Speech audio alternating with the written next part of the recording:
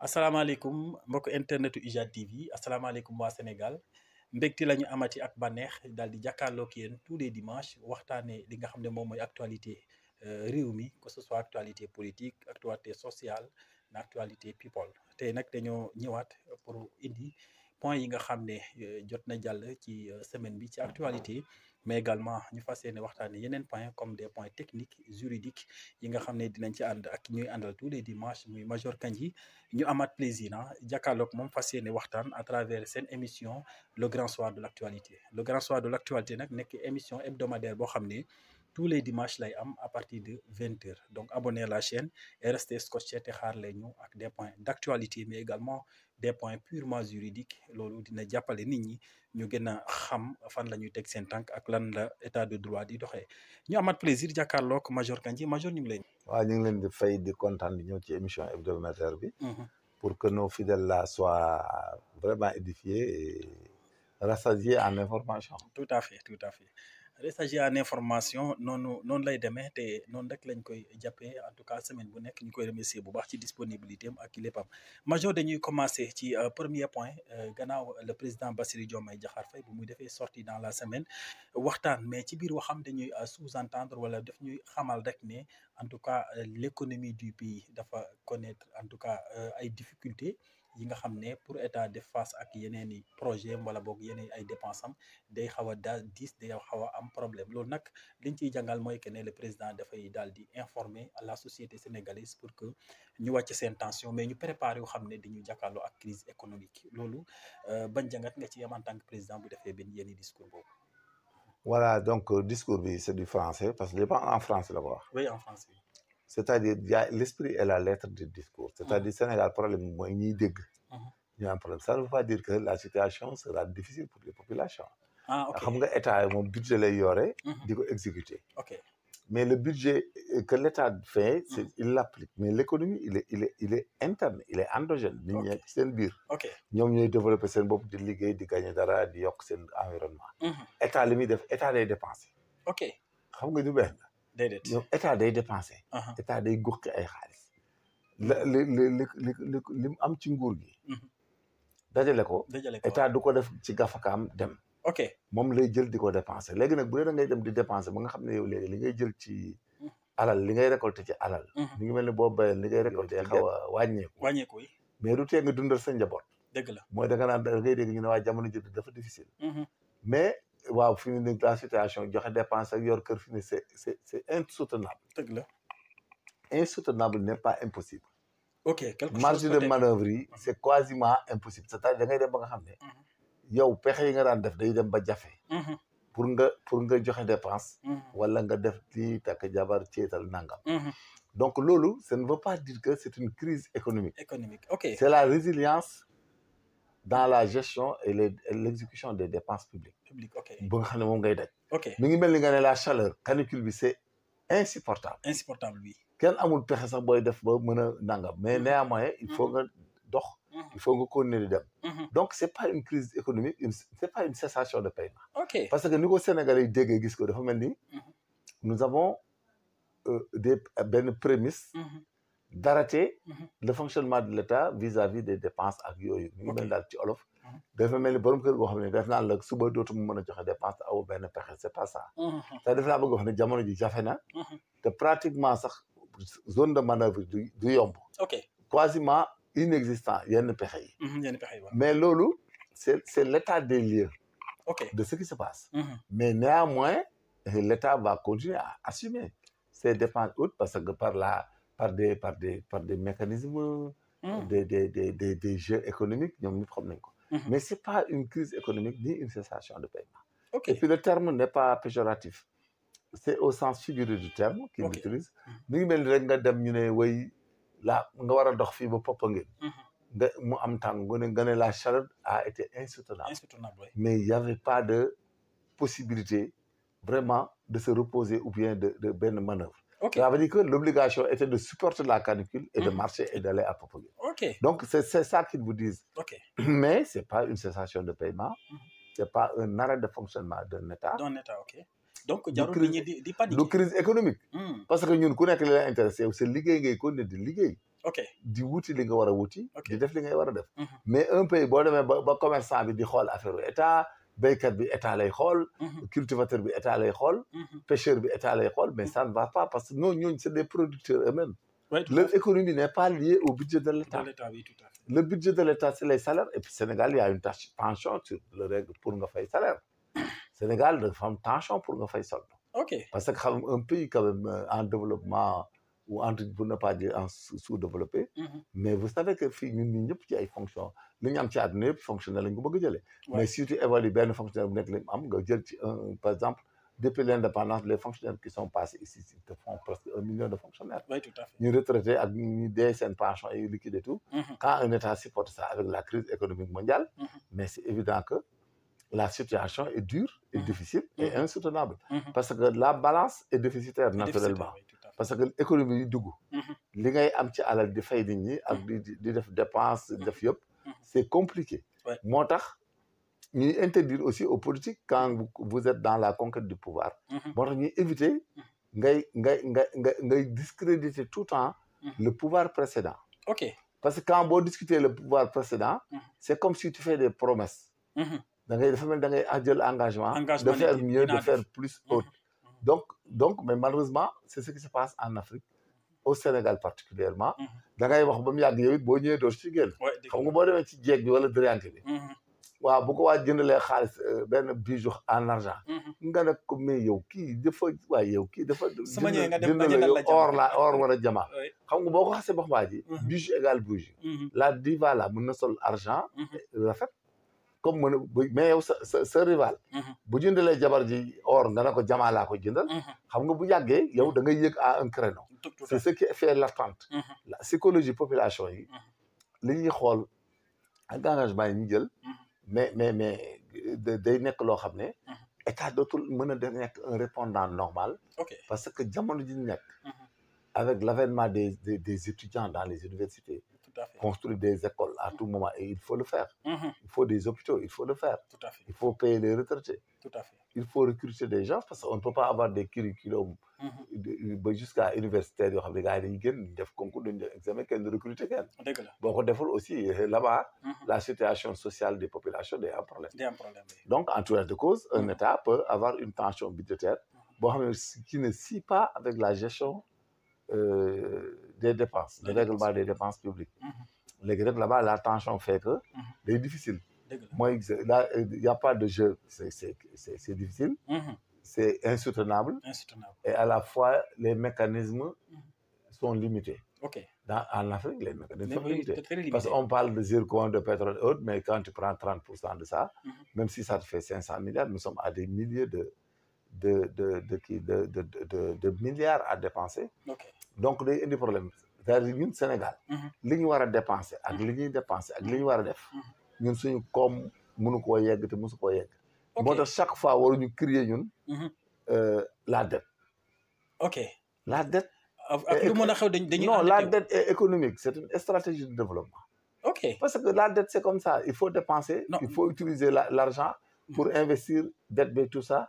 Et on part aux institutions de Bretton Woods et puis à FMI, Banque mondiale, mais on continue à la restructuration de la dette, à la diminution de la dette, à l'élimination de la dette. Tout à fait. À différer le paiement des dettes. Mais on va continuer comme ça jusqu'à plus l'infini. Nous n'avons rien à dire sur la dette. Parce que quand les gens qui nous prêtent sont d'accord de nous prêter, mais la vie continue depuis 2024. Mais la dette continue, la dette continue. Bien sûr. Les grandes puissances même d'ailleurs endetté où. Voilà, donc. À l'image des États-Unis. Il ne faut pas qu'on aille à l'interprétation d'amonter la titre population, titre tout le monde. Parce que c'est du français et il y a le sens propre. Et le sens réel, vrai du terme. Mais aussi il y a l'esprit et la lettre de celui qui écoute, qui entend. D'ailleurs, ils veulent voir l'esprit. D'autres voient la lettre, parce que, mais là, si tu vois la lettre, tu tombes, parce que l'esprit voulait tout simplement dire que la tension budgétaire existe présentement, et le déficit budgétaire existe présentement, et que les solutions internes qui résultent, qui sont une économie, ne peuvent pas gérer ce que nous faisons. Mais c'est soutenable. Et on a des marges de limite parce que nous avons des partenaires, on peut tout le temps régler. Oui. Et puis essayer de continuer parce que les fiscs et les impôts dont tu parles, mais personne ne reçoit un rond. Il te demande des impôts, tu ne paieras pas. Ouais. Parce qu'à l'état où nous sommes, il y a beaucoup de problèmes de déficit de règlement. Quel de le fait? Ay kayiti kese lay doon. Oui, tout à fait. Mais doo laal dara. Donc pays bu mel noonu day am problème. Pays boo xam ne ci port bi nga xalaat. ak importation. du moins c'est ça l'importation mooy douane importation. Voilà, les impôts et domaines là, ce qu'ils prennent sur les personnes, les impôts et autres ne peuvent pas aller parce que quand les gens, les sociétés là qui ont des problèmes de payer normalement leur comment l'appelle-t-on, leurs employés dañu am problème parce que ici au Sénégal société sénégalaise yi des fois la productivité fait défaut. C'est ay sociétés de main-d'œuvre. Société nationale yi wala société non nationale yi amuñu njëriñ. C'est des sociétés privées yi. Pratiquement ay sociétés de main-d'œuvre la ñu doon. ñu ci bari dañuy am ay main-d'œuvre mooy ce qu'on appelle les entreprises de BTP de nangam. Donc ñooñu maçonnerie bi yeeg yenn ay affaires yooyu. tous ay main-d'œuvre la. le gars da ngay ñëw tu achètes les matériaux. xam nga matériaux ak matériel lu benn. les matériaux entrent dans la construction. le matériel nag il représente après day nekk xam nga. ciment fer yooyu. day nekk ay matériaux quoi. day dugg ci bâtiment bi. Oui. peut-être le matériel nag mooy porte yeeg yooyu moom mën nga wax ne matériel parce que day exister xam nga fii mur bi doon mur kese da nga kii suuf la. béton ak fer tout ça ak ndox ak tout. parce que bokkut ak buntu bi nga xam da nga ñëw monter ko. Voilà. C'est comme li ngay dégg gars yi bu ñu def seen expertise naan les couverts et les ouverts. Les ouverts c'est les portes, les couverts c'est les plafonds. yooyu même dans les expertises de bâtiment. Oui, tout à fait. léegi nag entreprise yooyu nga xam ne nag ñoom seen tout dañ koy jënd pour construire quelque chose. loolu mooy problème mais xam nga quelles sont les meilleures entreprises? Les entreprises agricoles, les entreprises d'élevage, les entreprises de textile yoo xam ne dañuy dem bay coton bi. defar ko génne ko créer ko. ñooñu ñoo gën a kii. mais xam nga booy defar chocolat. ay Sénégal ak i nangam defar chocolat yu ñuy defar yëpp dañuy jëli en train donc prix de revient la ñuy jël. là-bas bénéfice prix de vente égale prix de revient plus bénéfice. xam nga prix de revient. plus bénéfice. bu sànq mi ngi am. pays boobu day am problème. mais bu dee sax ay production. ak technologie. nga jaay. là-bas ça passe. foofu ngay gën a. pays bu koy def da ngay am dara.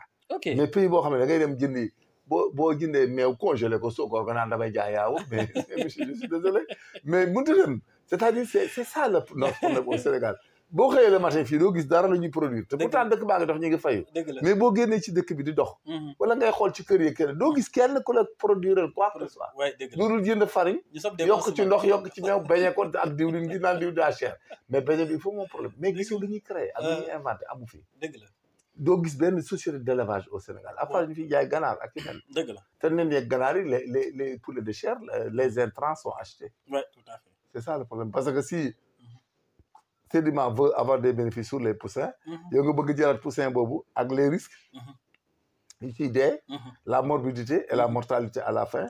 Oui. léegi nag boo ko jëlee risques yooyu mais looy dese. ci ganaar gi da ngay mujj boo deelee 20 ganaar ci 100.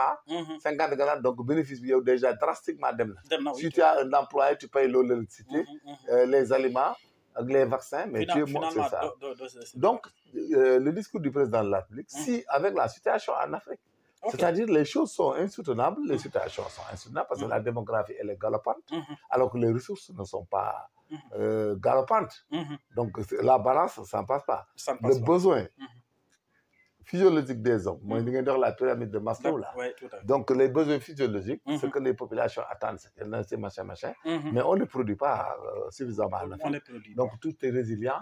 Donc en connaissance de cause, qu'ils le disent ou pas, ce qu'il a dit, c'est ce qui se passe. Donc c'est un discours qui vient à son heure. Non, c'est ça qui passe partout, c'est pour vous dire correct. Mais au contraire, les Sénégalais doivent se prendre en compte que chacun doit faire un effort de développement, de productivité. Et c'est ça, d'économie. Éviter le gaspillage inutile, éviter les folklores, les fringues comme nous là qui aimons les fringues. Tout ce qui est inutile, ce n'est plus la peine. Parce que l'administration aussi soit bien surveillée pour que les gens ne détournent pas, ne dilapident pas les ressources. Ainsi de suite, quoi. Et c'est partout. Pour que la crise s'arrête. Parce que quand même, vous avez vu que l'Europe, les Africains, ils parlent de l'Europe nangam, mais nous, on est là sur l'arbre à plat en train de boire du café touba, de thé, et puis on est bavard, quoi, on ne fout rien. On ne fout rien parce que nous, on est top. Gis naa tey tax un journaliste naan waa gars yi ñi àndaloon bu ñu leen di woowee ñu leen gisati mais ils n'ont pas le temps. Mais ils vont. Voilà, mais foofu nag foog nga insister fa. Parce que ñu bëri dañuy def sortie naan kii bu ñuy campagne. Ils n'ont pas le temps. Ah là aussi Sénégalais foog ñu changer seen conscience. xam nga ñoom ni ñu bëgg a dundee. C'est ce qui a amené sax ce problème là parce que une population boo xam ne kenn du ci xalaat ne kat man ba ma paree ci wote beeg nang damaa war a dellu réew ma bay. wala sàmmi wala pêche. wala dem jéem a jaay wala jéem a dara. Mais comment des populations yi la wooteel yëpp pratiquement les 2/3 naan dañuy xaar nga jox leen ay affaires placé leen nangam mais kon donc yow y avait que des chômeurs dans ce pays. Oui, bien sûr koo wax ngay kaas naan bu ma ko woowee du ma ko jot mais yow comment un ministre peut recevoir 1000 appels par jour. Mais ils ne prennent personne, ils reçoivent personne. Vous avez adhéré à un projet, point final. Voilà, c'est ça. Non, projet nga adhéré, le projet ngay toppatoo yow. Sa kër ngay toog di xool di liggéey sa liggéey def li ngay def. Nga xool li ñu waxoon. Que dañuy defar nii développer fii école bi fii yokk salaire yokk naa yow loolu moo la intéressé. Tout à fait. Mais di topp di woote. Mais chacun nga bëgg yéen ñëpp vous êtes des milliers de personnes. Vous voulez appeler qui va vous appeler? Les gens sont en conseil des ministres. Ils sont dans d'autres choses. Mais c'est pas possible. En tout cas, Loulou. Non, ils n'ont qu'à aller travailler et la fermer. C'est ça la vérité. Il faut la fermer. War nañ jël culture boobu. Vraiment c'est intéressant parce que du rek da ngay xeex. Yow da ngay ànd ak benn politicien rek yow bu tekkee da la war a jël. Mais comment des gens pour gagner un poste de député on te demande 15 000 voix. 15 000 voix yooyu voté loon nga nekk député ku nekk bëgg ñëw naan sama jabar daa am doom ak sama kii lay ngénte sama nangam mais il faut arrêter c'est de l'indigénat. Moo tax on ne peut pas nous gérer. Les Africains là il faut qu'on change de paradigme. Et il faut aussi les dirigeants am benn strict. Mais c'est ça. Parce que faiblesse la ci dirigeants yi parce que des fois da ngay dem bam on te prend en otage en bruit tu tailles les murs tu te caches da ngay mujj doo wax dëgg lu la ngay dugg parce que da ngay ragal ñi la kii yoon nga ne sama militant yi sama militant mais militant boo xam ne fu mu toll bi boo demee suñu réew yi fi boo leen nit politique da ngay gis ko rek wuti ordonnance indi ñi daan sama location sama courant sama donc mën a rek loolu dafa mën a nekk mais c'est pas possible ils n'ont qu'à aller travailler et laisser les politiques là. Très bien en tout cas c'est extrêmement important. Oui ils n'ont qu'à aller travailler arrêtez. Bu ñu xeexee ba jël réew mi aussi bu ça ne veut pas dire def ko gâteau te loolu moo waral. mais c'est ça le problème moo tax fii léegi dara dañ lay en fi ne nii tu auras que des ennemis. yëgg naa sax ay journalistes di ci dugg ci discours boobu. léegi cela veut dire que dañ lay boole ak nit ñi. oui dëgg la. finalement sax yow da ngay mujj yow da ngay rëcc sax loo doon ñëwee ci affaire. da nga koy rëcc wala. non c'est la vérité. oui dañ lay jël ça ne passe pas. dëkk bu dul nit ñi dañoo xaw a. mais c'est comme si nous on est dans l'instinct animal. C'est comme l'animal qu'on a mis en qui takk ko ci benn buum. Donc il faut qu'il attende sa pitance chaque jour. Oui tout à fait. Donc yaa ma jënd yaa ma fi indi da nga ma war a dundal. C'est comme ça. C'est-à-dire c'est de l'embouche bovine humaine quoi. loolu lañ bëgg te loolu mënut a nekk. Embouche bovine il faut que les gens aillent produire. Que les gens aillent travailler. Oui c'est extrêmement. Il faut économiser, il faut être entrepreneur. Il faut respecter les principes. Oui tout à fait. C'est ça la vérité. Oui c'est extrêmement important donc lu mat a bàyyi xel la mais ànd naa ak yow xeex naa projet bi après di ma casé wala chaque fin du mois di ma defal virement. bu jot ñu seen buntu kër yi taxaw. loolu c'est difficile c'est compliqué moo tax kenn ëpp leen problème instant yi. mais bien sûr ils ont beaucoup de problèmes. seen militants yi la ils n'ont qu'à aller travailler. oui surtout ban projet mooy la mais projet c'est un discours rek. Comme le disait la méthodologie de Bloom, c'est Bloom qui a créé le projet. Ah bon? C'est Smart, les termes Smart. Ok, Smart. Que le projet doit être Smart. Smart, oui. Projet non là quoi. Si tu dis quelque chose que d'une manière spécifique, mesurable, atteignable, réalisable à terme. Que d'ici tant que je vais mettre une autoroute entre Sénégal, Dakar et Tamba. Donc ça doit répondre à des normes et que ça sera livré en 2028. C'est comme ça qu'on l'appelle. Maintenant, c'est ce qu'on appelle le projet. C'est la méthodologie de Bloom, même quand vous faites un plan de cours, mais vous utilisez ce qu'on appelle la taxonomie de Bloom. Taxonomie de Bloom, tout à fait. Pour atteindre ces objectifs. C'est ça, les objectifs généraux. Oui. Et spécifiques, voilà. Tout à fait. C'est extrêmement important et puis c'est ça, ñoo ko déggandoo Donc, le discours du président est venu à son heure, mais également... la compréhension. La compréhension, elle est Alors, importante. le français est très complexe, Oui, tout à fait. mais ce n'est pas péjoratif. Hein. Ouais, Ce n'est pas un arrêt de fonctionnement, Ouais, un tout à arrêt fait. de payer, une cessation de payer, une Ok. crise économique avérée. Ok. La situation est soutenable, c'est rien du Voilà, tout. donc ça... C'est du français. tout à fait. C'est comme ça. La marche a été insoutenable, mais néanmoins, tu as effectué la marche. Ouais, Quelqu'un qui part à la Mecque, il y a la marche de Mouna à Arafat. Mais la canicule, c'était insoutenable. Ok. Mais il n'y avait pas de marge de manœuvre pour aller jusque là-bas. Ça veut dire qu'outre la marche, tu n'as aucune solution. Ouais, et que la marche était insoutenable par rapport à la chaleur. À la chaleur, oui. C'est ça. En tout cas, du français. C'est extrêmement le style là, le style, ça compte. Voilà, très bien. Quand on a dit sen xel dala, donc le président non, c'est qu'il a dit. On a juste voilà, donc xel na dala te ñuy dundé yaakaar te kenn ku nekk fa nga mën a dóori. Non, liggéey dama liggéey. nañ takku liggéey dem liggéey, c'est extrêmement important. Alors, ñu ñëwaat ci beneen point boo xam ne xaw na def toole dans la semaine muy dem ci situation tabaski moom par rapport ak prêt boobu nga xam ne mu ngi ko doon def affaire boobu nan la rëcc ak nan lañu war a consolider as administration par rapport ak entrant yi ak dépensiers paiement des salaires et tout ça bi genre situation yooyu dootu la. xam nga à l'époque là toutes les entreprises étatiques même les entreprises civiles privées et autres les directions de l'État et tout ça jusqu'en 2012 c'est les DG qui administraient les fonds qui signaient les chèques et tout donc il n'y a pas de problème parce que yow fonds yow lañ ko jox tu signes les chèques elle est sortie, ordonne les dépenses. Problème. En 2012, déjà, nous commençons à indiquer ce qu'on appelle les agents comptables particuliers.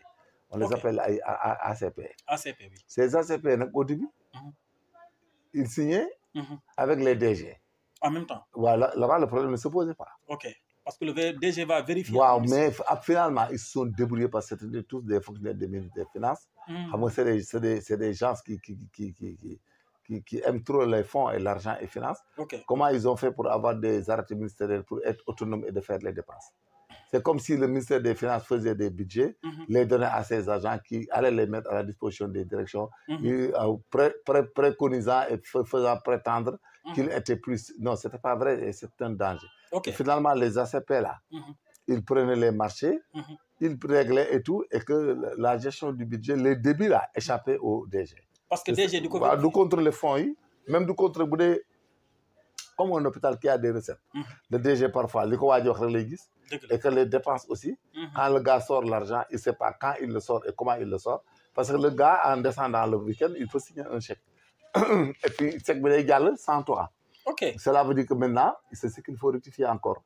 Qu'au moins qu'il y ait deux signes.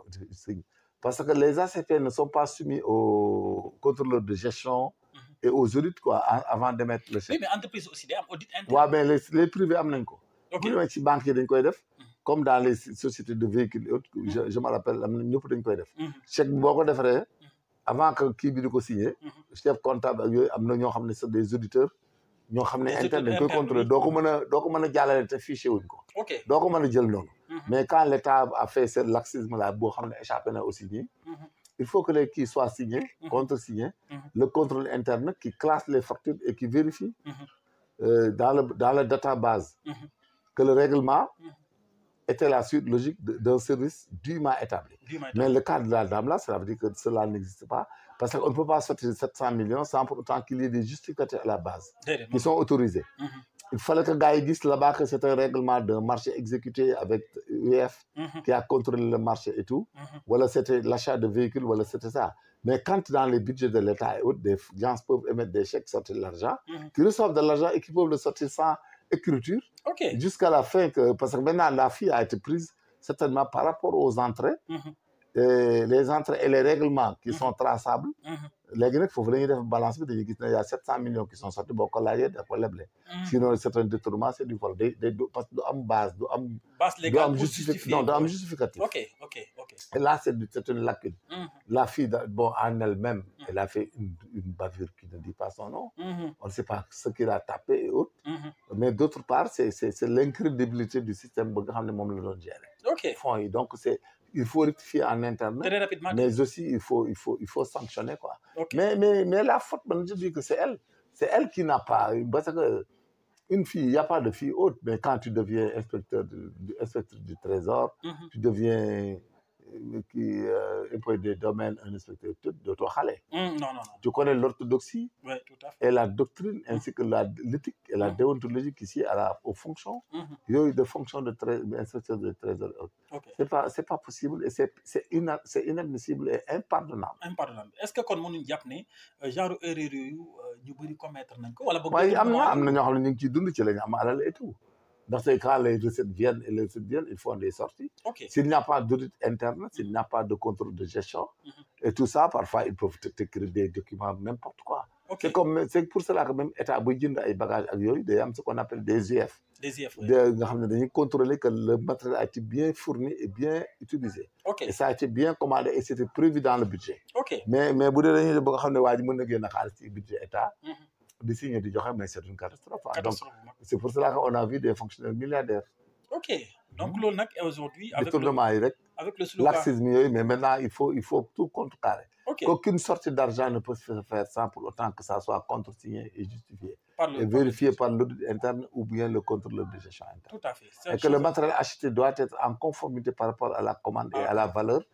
Parce qu'il faut des UF. Munoo jënd naa dama jënd 20 oto rek ñëw. Oto bu nekk nga facturé c'est 33 millions alors que c'est des véhicules vendus dans les 15 millions. dans ay 18 ay 23 millions lay jar wala nangam. C'est comme ça qu'ils vivent. Ok.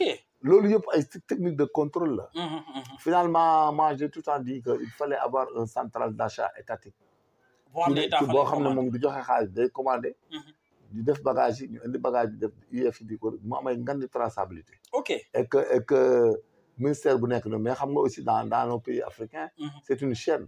Ok. Les Africains nous sommes très intelligents boo nekkee si bord de yor xaalis. chef bi du signé def dara nga boo koy jox weekend moom du la contrôler sama waay la.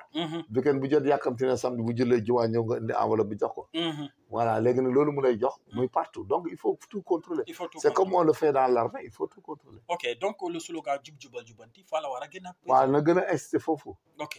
Parce que les ACP là il faut réformer ça et ne leur permettre pas de décaisser un fonds sans que le DG ne soit au courant. Comme ça si le DG dafa ci am responsabilité dans le décaissement. Le DG ne va pas se faire emporter en prison par les malversations. Tout à fait. Profitables à ACP du ko nangu. C'est vrai. Gis nga li gën a accentuer parce que ñu bëri ñu ngi koy jox li gën a accentuer la pauvreté surtout au Sénégal le sous-développement bokk na ci xaalisu état fu muy senn dafa bëri. maanaam fu muy jaar technique yi ñuy def la de labaj bi mooy bëri. labaj bi dafa bëri xam nga mi ngi mel ni impôt boo ñëwee yow nga topp benn waay bu deful dara wala nangam. xam nga Sénégal kuy liggéey da nga créer société wala dara. yow boo créer société yow tu gagnes même pas. Dans cette société 300 000 par mois il y a ce qu'on appelle les BRS. yaa ngi war a dépenser yaa ngi war a dund yaa ngi war a def lu ne tu es marié mais lan ngay dese un rond. amul looy fay. dëgg la maintenant les masters là yi war a fay ay impôts. mais s'il doit payer 1 milliard mais les gens les taxes mais si un véreux inspecteur des impôts chargé de ça ñëw jël ci moom 600 millions pour jël mais s'il n'y a pas de contrôle encore de cette personne il y a une catastrophe. catastrophe bu mag. Voilà ñoom noonu la demee. c'est ça Sénégal dafa des. non rigueur dans la gestion c'est pas des diplômes. non c'est un comportement un caractère. Voilà tout parce que ñun ñi nous sommes que des gens des autres mais on peut contrôler tout ça. oui tout à fait. on peut. non biir armée loolu amul. non ñun on peut contrôler tout ça chez les civils et tout. xam nga soo ñëwee boo ñëwee dañuy évaluer quelle a été ta déclaration dañuy jaarat ci gannaaw ñoo contrôler waa ji quelles sont tes déclarations. non ñun dañoo war a dem sax ba toll ci système recrutement armée obligatoire pour tout le monde. waaw mais c'est pas même si tu recrutes les gens dans l'armée obligatoire ça n'a aucun sens ça amène des dépenses. C'est-à-dire il faut mettre des systèmes de contrôle indépendants. ñoo xam ne ñoom duñu am benn link. ok et puis yow dañ lay laaj sa compte yow ku nekk am ci responsabilité. léegi nag bu boobaa yéen du ngeen dem di réunion di maguye y aura des problèmes du ngeen ko def. parce que day yegg moment boo xam ne yow bu amee problème ñëpp ay dem. dëgg la kenn du signé te gisoo li ngay signé. dëgg la et tu mets ça dans le texte dans le circulaire là l'arrêté. que toute signature haute ne peut pas se justifier par une erreur d'une omission. Ça engage la responsabilité du signataire au même titre que l'ordonnancier. yooyu ngay bind. da nga leen di bind ñii da nga leen teg ci raay bi teg leen foo xam ne ku ci mooy ngi jàpp ñëpp tëj. très bien ñu dàq leen. ok donc en tout cas bu ñu ko defulee parce qu'on peut pas être dans un pays où dañuy jooy chaque jour sur développement. non parce que nous sommes légers tout ça. et puis. ça ne nécessite pas d'aller même à l'université après. gis nga les gens là jubal yi ñuy wax. mais waa àll bee ko dàq ci ñu ngi ciy génn. waaw da nga gis benn commerçant wala dara bu am rigueur. toog Fatick wala mu toog Mbacké wala Fara. di jaay ba am ay milliards. dëgg la bu am rigueur bu toogee keesam la yor. benn man am naa ñu ma xam samay mbokk la ñoo xam ne samay kóllëre. mais seen bitig yi dara du génn te facturé wuñ. dëgg la amul loo yenu génn loo bëgg génn ñu ne foo ko jëmee liggéey ki te lan la. dëgg la dañ lay jox kayit encaissé la ba pare jox la facture bi nga dem am foo jaar kooku visé ko nga dem ca magasin ba waa ji visé mu def sorte du visé bu ngoonee ñu contrôler li fa des dëgg la ceeb bi ñu ne tant de tonnes lañ la joxoon li fi génn normal bala ngay gis lu bari day fay ok on te donne 1000 tonnes booy génn ñoo xam ne 1000 tonnes yi génn dëgg la ah non chose importante parce que buñ ko deful ñii di gas ñii di suul moom pax du mos a am pënd bay bari donc le président Bassirou Diomaye liggéeyam nag am na liggéey Sénégal yi sax waaw mais amul du moom kese ñëpp war a liggéey c'est-à-dire le gouvernement le président de la République c'est un symbole rek mais les ministères les directions les contrôles tout ça c'est tout le monde qui doit faire son job et rentrer voilà mais ñoon la yow buñ la joxee xaalis dañ koy contrôler tout à fait mais boo joxee nit dara contrôler woo ko c'est même ñun ñi suñu kër yi nii avec les chauffeurs avec les gars là mais boo defee légèreté ci contrôle bi mais même ñun suñ mala yi kii da ngay gis ñoo xam ne boo teg indi repas ak ngooñ il n'hésite pas jaay ko léegi ok ñu koy contrôler très bien am na ñu lekk par jour am na solo bu baax contrôle boobu am na ci solo bon ñu jàll ci beneen point toujours par l'actualité te ñu fàttali suñu mbokku internet yu IJAD TV wax leen abonné leen la chaîne te xam ne chaque jour nañ leen indi ay débat yu am solo te nag suivre seen émission le grand soir de l'actualité le grand soir de l'actualité nekk seen émission hebdomadaire tous les dimanches à partir de 20h di ngeen ko am sur la chaîne IJAD TV alors major ñu jàll ci beneen point ñu gis nag fan yi semaine bi ay arrestation amatina dem ci ki nga xam ne le chroniqueur Abou Diallo demaat ki nga xam ne mooy le ministre conseiller Omar Sow ñoom ñëpp arrêté na leen parce que daa am ay déclaration yu ñu def te le procureur gis ne déclaration yooyu nag mën na indi en tout cas li nga xam ne moom mooy discrimination ethnique sociale et ainsi de suite donc loolu genre discours yooyu d'abord on parle du discours ensuite on passe aux arrestations discours yooyu sur la toile publique naka la mën a jàngale c'est appel à l'insurrection xam nga état comme li ma doon wax sa gars yi quoi yi nekk ci nguur gi bi ñu ko daan def nga leen di song les gens dañu la daan attribuer que yow da nga bañ Ousmane Sonko da nga contre nangam mais c'est ce qu'il avait dit c'est appel à l'insurrection ok c'est une menace subversive ok c'est-à-dire le délit de droit commun ne peut pas se justifier par une posture politique ok parce que tout appel à la violence tout appel à la résistance tout appel à la rébellion c'est pas la rébellion casamançaise la rébellion c'est le fait de s'opposer à l'exécution d'une loi ou d'un règlement ok mais c'est le fait de s'opposer le fait de s'opposer à l'autorité de l'État ou qui veille à l'exécution et qui veut faire quelque chose et que même le fait de s'opposer de dégager d'un lieu en matière de bien de l'ordre est considéré comme de la rébellion. xam nga c'est le refus d'obtempérer c'est dans la police de la circulation. mais il fallait que c'est de la rébellion. Donc à toute état de cause. et c'est valable pour tout le monde. Ceux qui sont au pouvoir ils avaient fait le même délit sinon le même crime. Mais tant pis que ceux qui les avaient arrêtés et qui les ont laissés. Mais c'est pas une leçon pour qui que ce soit au Sénégal. de faire de la menace subversive ou de l'appel à l'insurrection. ñoom sax am nañ chance parce que ñoom seen appel n'est pas suivi de fait. xam nga appel à l'insurrection. l'aggravation et pour de la sanction haute c'est quand c'est suivi de fait. lan mooy appel suivi de fait. mooy boo ne nit ñi dem leen rey kañ ñi rek ñu ñëw di tànn rey ma ba ñëw ñu def commencement d'exécution. Donc ça appelle xam nga dafa am ce qu'on appelle les moments successifs de l'infraction. léegi nag loolu nag yow boo defee appel à l'insurrection de la menace subversive pour qu'il y ait des violences de s'opposer maintenant quand c'est suivi de fait c'est-à-dire quand c'est exécuté quand l'événement que tu souhaitais et que tu préconisais et que tu publiais est arrivé oui. et que les gens ont allé le faire avec résultat nuisible ou même dans la phase de la tentative là-bas c'est aggravé.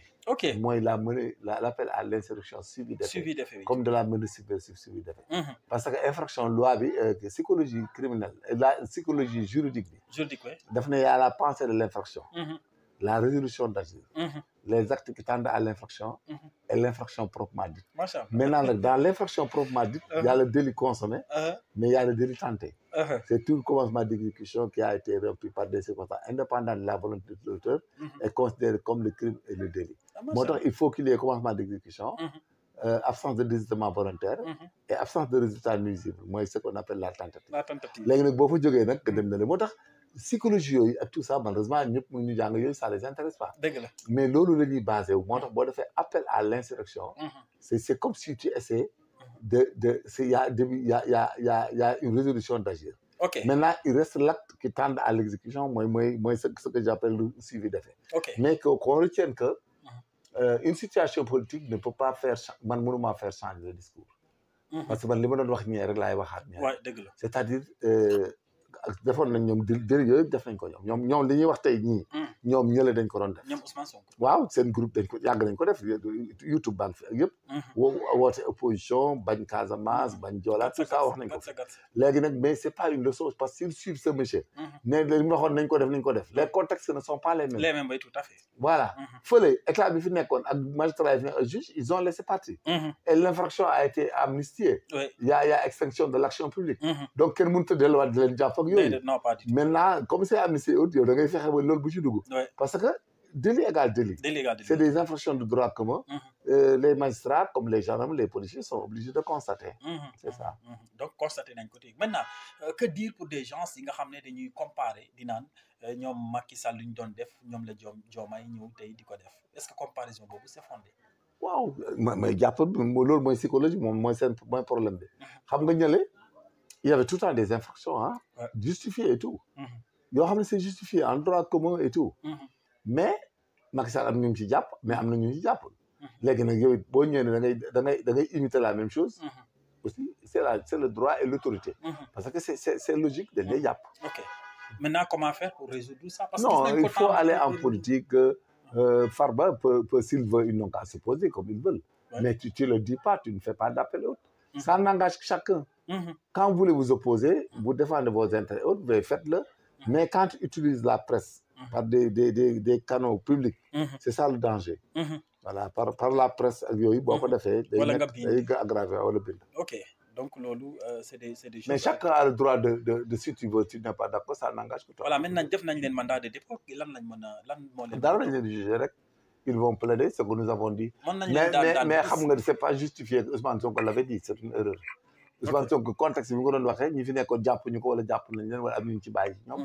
mais su ko keneen defaat wala Ousmane Sonko bu delloo woon ci opposition bi. te mu waxaat la même chose dañ koy téye. dañ koy téye tout à fait dañ koy jàpp. donc loolu. waaw dañ koy jàpp du ñu wala plaider. waaw mais loolu c'est pas un fait justificatif. ok bon tu peux pas te justifier de ce que Ousmane Sonko avait fait. et puis si tu le fais la plupart loolu la ñu wax il faut éviter. parce que ce qu'il avait fait était délictuel. mais le délit c'est dans le temps et dans l'espace. dans l'espace oui tout à fait. c'est dans le temps et dans l'espace. maintenant nag yow bu dee da nga imité waa ji léegi. mais da ngay gis ne dañ lay téye. mais c'est une leçon morale aussi pour ceux qui l'avaient fait. et qui n'ont pas été arrêtés même s'ils ont utilisé de superficie de gymnastique de résistance de violence pour échapper. mais sur le plan moral da leen di toppaat. dëgg la waaw da nga toogaat xam ne aussi nañ waxante dëgg rek. man li ma defoon du yoon quoi ñii moom lañ def. dëgg la mais loolu yëpp c'est éducatif. parce que la peine la fonction de la peine il y a l'amendement. mooy rëcc bi quoi. rëcc bi oui tout à fait.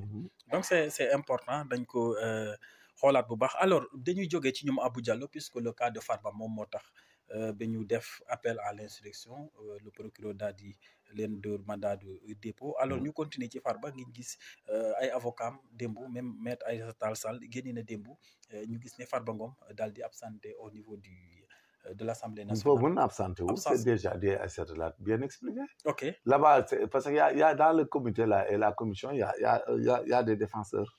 ok mais ces défenseurs là xam nga far bu demee naan lu tax ngeen dindi maag dindi non il faut qu'il y ait un plaidoyer sur le plan du droit et la forme. ok maintenant à l'Assemblée la plupart du temps les textes c'est la constitution qui est là c'est le fond.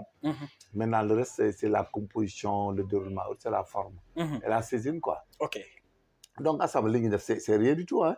parce que Farba bu demee l'essentiel en est que ce qu'on lui reproche. il va se justifier là-bas. ok parce que Farba ne peut être qu'un receleur à la limite et un co-auteur. s'il y a du faux c'est autre chose mais dans le cas d'espèce si les gens prenaient des biens de l'État lui vendaient. lui donnaient muy jaay di am ay bénéfices bu yàggee yoolu xam nga tu sais le recel avec les fonctionnaires de l'État du benn parce que le fonctionnaire de l'État il est dépositaire. ok tandis que l'autre dans le civil il y a là ce qu'on appelle la soustraction frauduleuse. la soustraction frauduleuse. Ce qu'on appelle la prise manuelle. le déplacement matériel. ok là-bas du benn. du benn déedéet. waaw xam nga bu sàcc labaj yooyu. du benn oui. ak abus de confiance escroquerie. même xam nga des fois nit bu defee ñetti infraction yi la. xam nga vol bi moo gën a nekk recel. xam nga même un escroqueur bu la escroqué woon. parce que il a trompé ton intelligence. oui il a usé de ton intelligence. jusqu'à ce que tu consens. mais il t'a trompé. la faute c'est la tromperie, le faux dëgg intellectuel qui a fait que tu lui as remis ton véhicule oui. mais oto bi waa ji bu mu ko jaay dans ce cas mënoo topp waa ji sax recel le recel il faut une soustraction frauduleuse de bien mobilier apportant à autrui à l'insu du propriétaire mais yow doo ñëw sax nit di la wax benn mara bu ñëw naan dama lay xërëmal dama lay nangam ba nga jox ko sa oto mara bi dem ak oto bi ba pare jaay ko mais nga ne daf may ñaanal ma nekk ministre ma jox ko sama oto léegi nekk ma ministre léegi Diomaye def na remaniement kenn jëlu ma dama delloo oto bi mais oto bi ñu jaay ko keneen mais kooku ñu ko jaay bala nga jëlee oto bi foofu dañ koy fay c'est ça il faut que gars yi dem attention waaw oui il faut qu'on fasse attention il n'est à rien en fait. Non c'est ça le problème parce que pour qu'il y ait une infraction à la loi pénale dafay am infraction dañuy exiger l'élément légal c'est le cadre juridique loolu c'est tout à fait ni lem crimen ni lem poena sine légué voilà donc loolu c'est le principe fondamental mais parfois l'élément moral et l'élément matériel yooyu dañ koy xool doo jàpp nit koo xam ne bari marabu nga weexal sa oto marabu fen la nga dem daal na recel mi ngi mel ni nga am benn femme mën a nga ne dama laa nopp bëgg laa takk gel bi na man nag sama am naa benn waay bu nekk fële de banque bu ñëw wala nag lii la ma def nga ñëw may ko leneen moom nobu la doo da nga commencé vieillir comme Alioune Kandji la mu dem ànd ak keneen nga may ko oto bi nga ne ko dama la woon dama koy kii ma may ko oto mais oto bi gel bi jaay na ko keneen mais imagine tu vas aller prendre le véhicule sur la personne bu dee gendarme boo xamul waa day téye waay sax naan ko oto bi c'est pas vrai moo tax il faut beaucoup apprendre et beaucoup faire attention dans la gestion du pays soo gisee mu am maanaam les populations se rebellent contre l'État contre les institutions di mere ay police ay gendarmerie tout ça c'est parce que il faut qu'on ait du discernement tout à fait et puis il faut qu'on analyse les faits mais doo toog sa bureau rek di def loola neex wala nga def la leen c'est ce qui amène c'est mais la société soo defee attention def doucement xool analyser mais tout va aller très bien. ok am benn problème. et puis dañuy dem ba société bi da ngay gis ne des fois ñaari nit def benn infraction léegi ñu arrêté leen kii ñu tëj ko 5 ans kii ñu tëj ko 2 ans après les gens vont agiter dinañ ki ñu tëj 2 ans daa am ndey daa am baay maanaam am na loxo bu gudd moo tax tëjuñ ko lu bëri wala moo tax ñu relaxé ko alors que kële ki nga xam ne am loxo bu gudd. am ko léegi loolu mooy c'est problème gis naa. léegi lan mooy waral loolu juridique. non li koy waral Sénégalais ne sont pas informés que infraction moom base la. xam nga infraction. Sénégal réew la ay Sénégalais ay nit dëkk fi nit ñooñu nag am cosaan am histoire am culture am destin am destiné lu fi ñu bëgg a yegg li ñu bëgg a def yëpp est convergé maintenant ñooñu pour nga boole leen ces populations là pour ñu mën a dëkk normal ku nekk respecté sa alalu morom sa yaramu morom sa lii morom jigéen ji nga respecté ko doo ko utiliser te takkoo ko wala mu nangu ko wala mu bañ a nekk nangam moo tax ñu ne y a la loi léegi nag loi boobu moo ñuy tënk ci droits et devoirs li ñu war a def ak li ñu war a def maintenant nag léegi nag bu dee da nga def hors la loi mooy infraction yi ngay dégg infraction mooy ngay def lu ñuy tere c'est l'infraction c'est la violation d'une loi de l'État résultant d'un acte externe de l'homme positif ou négatif et qui ne se justifie pas par l'accomplissement d'un devoir l'exercice d'un droit et qui est socialement imputable léegi loolu nag mooy indi ñu ne élément moral élément matériel élément légal élément moral élément matériel oui tout à fait voilà donc dans certaines hypothèses sax des fois élément benn mën na bañ a ñëw muy moral bi mën na bañ a ñëw élément matériel bi ak légal bi bañ a ñëw matériel bi bañ a ñëw bon donc parce que peut-être c'est la tentative le délit manqué et le délit impossible maintenant nag waa ji bu demee ba tribunal dafa amaat aussi ay procédures yu koy accompagner ok soo demee tribunal léegi dañuy xool infraction bi mu réel prévu par la loi ñu xool ne yaa ko def de l'enquête effectuée et résultat à l'encontre de tels des indices graves et concordants bu dee da nga jaar instruction nga am ay charge bu dee da nga dem ba jugement juge bi xool xam ne am nay preuve mu condamné la maintenant nag bu ñuy condamné nit ñi aussi dafa amat benn procédure boo xam ne c'est au niveau du juge ok moo koy def ay considération et technique de gestion du jugement et du procès waa ji mën na ñëw nga yow nga violé mu violé mais bu ngeen yegsee ba fa ci devant le juge yow mën na am nga violé mineur moom violé wul mineur mais xam nga le mineur est une circonstance aggravante dëgg la ak le viol commis par toute personne ayant autorité sur la victime tout à fait léegi nag bu boobaa yow da ngaa violé mu violé dëgg la mi ngi mel ni ñaari copines yu ànd kenn ki am 17 ans kenn ki am 19 ans comprendre yéen ñaar ku nekk jël kenn yow mu tombé ci 19 ans yow violé woo mineur dëgg la sa xarit bi moom mineur la violé bu ngeen demee tribunal le juge day dóor kii 5 ans dóor que les 10 ans situation aggravante circonstance aggravante c'est obligatoire et personnel tout à fait léegi nag léegi loolu muy benn problème xam nga léegi débat yi doo comprendre. déedéet. bu ñu leen tëj bu dee juge. yow ay nit rek nga gis ñu. waaw bu dee juge bu nekk ci technique de procédure pure et dure. yow bu violé mineur bi da lay kon nag du leen boole yemale leen. déedéet. léegi waaw mu ne viol sur mineur moom la ñuy prêter yow ñu ne viol sur la personne de tel. léegi muy benn. léegi mun ngeen demaat encore ngeen def benn même infraction. ngeen dem. kii defoon tey affaire bi tey. kii defaat fële. je te dis encore un exemple. bu dee viol bi nga bëgg. ngeen am ay gel. ñaari jeune fille yi ngeen àndal. les filles là. kenn ki nekk ku bees ki doog a ñëw. kenn ki nekk faruwaaji woon. dëgg la. léegi faruwaaji. benn femme bi je donne un exemple mënoon dem ba waa ji nga xam ne moom lay jiñ viol demoon na ba am ak moom sax doom. mais takku ko. dëgg la. mais jour boobu ñu ànd demaat baal ak copinam. mu dem. ñu seq. affaire bi tourné mal. mais copain bi moom fii bi mu am. mosu ko doxaan c'est la première fois. mu seq ak moom. kële nag ki mu jotoon am ak doom. mu ñëwaat fii ñu seq. léegi nag ñoom ñaar ñooñu góor ñooñu ñu génn dem takk ay jabar yu dul ñooñu. ñooñu mer rek ñu violé dañoo baal ñu yóbbu ñu ci mbaar mi. léegi nag bu ñu ñëwee devant le juge. kenn ki mu ne ko yow foo jóg mu ne man damaa ñëwoon vacances. kooku ñëw vacances xamoon nga kii maa ngi koy doog a xam damaa ànd ak sama copine bi. mu mujj ñu ñëw ci lañ yóbbu ci mbaar mi nangam def ma noonu. kële ne kii sama gel la woon am naa moom doom. mais le juge il va lui allouer des circonstances atténuantes. par rapport ak ku mu amal. par rapport que ñii. la relation incriminée. était tout le temps. La relation était une habitude entre ñoom ñaar. Avec preuve parce qu'il y a un enfant là. Oui, tout à fait. Voilà. Donc il peut aller même à ce qu'on appelle les excuses atténuantes. dëgg la. Voilà. technique yooyu nag mooy tax population bi duñ comprendre jamais. non duñ comprendre duñu mën a comprendre. mi ngi mel ni dans le cadre de la légitime défense. xam nga léeg-léeg nga gis quand il y a mort d'homme les gens sont aveugles. da ngay gis benn waay boo xam ne da ngay xeex sa benn xarit ci dëkk bi ci village wala dara. nga dem. mer dem jële jaasi ñëw. fi nga jële jaasi ñëw. nga bëgg ko gor waa ji esquiver dóor la coup mu dar la ci put nga fatt dee. xam nga ñu dem les gens ñëw def ko suite à une altercation. le nommé Samba Ka s'est rendu chez lui pour prendre une coupe. et quand il est revenu il a voulu tuer ou blesser monsieur tel qui a esquivé le coup et qui a esquivé son geste. Il lui a donné la machette, il lui a donné un coup nangam. Expliqué. léegi ngeen ñëw xam nga dans le village am na rey xale bu góor. dëgg la parents yi jóg nañ. da koo rey mais dañuy fàttali ne kii dafa ñëwoon yor jaasi kële yorul dara. da koo dóor par chance. dëgg la léegi ngeen dem devant le juge. juge bi nekk donc xam nga ne man dañoo xuloo nangam mu dem këram ñëw. bu ñu ñëwee bëgg ma gor nag ki laa éviter rek. bi ma sikkee ma dóor ko coup. mais le juge il dit que kii. La défense est proportionnelle est proportionnelle à l'attaque. Il est dans le cadre de la légitime défense. Et kooku buñ ko relaxé. léegi nag bu toolee doon ci réew moomu du jàll. day mujj sax dañ koy génne dëkk bi. yal na nag. ku il faut tout dire dañ naan papa ji daa am nijaay ji. voilà gendarme daa am policier wala procureur. Là-bas on a un problème de compréhension de la société. parce que ñoom ils ne théorisent pas ils ne comprennent pas la légitime défense duñ ko mën a accepter. dëgg la donc loolu yëpp day am ci société yi nga xam ne dafay nekk ci àll bi. mi ngi mel gendarmerie policiers yi. ok moom kay dafa leen a song rek daal leen ñëw fii nangam tiré mais les gens là parfois. dans le cadre du service. dans les faits justificatifs et le commandement de l'autorité légitime. mais mënoo sàcc benn banque nga jël benn je donne un exemple. benn banque buy dugal xaalisam. xam nga ay sac lañ koy def. mais nga këf benn sac bi y a 300 millions nga bëgg a dem. genre di la dàq pour arrêter mais dañ lay tiré finalement. dëgg la mais boo ko tiré ñu ne waaw moom koy ab sac la jël rek.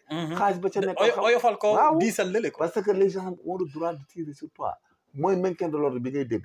mooy ordre de la loi et le commandement de l'autorité. mooy maintien de l'ordre bi da ci am. dëgg la il y a des réquisitions il y a la réquisition générale la réquisition particulière la réquisition spéciale.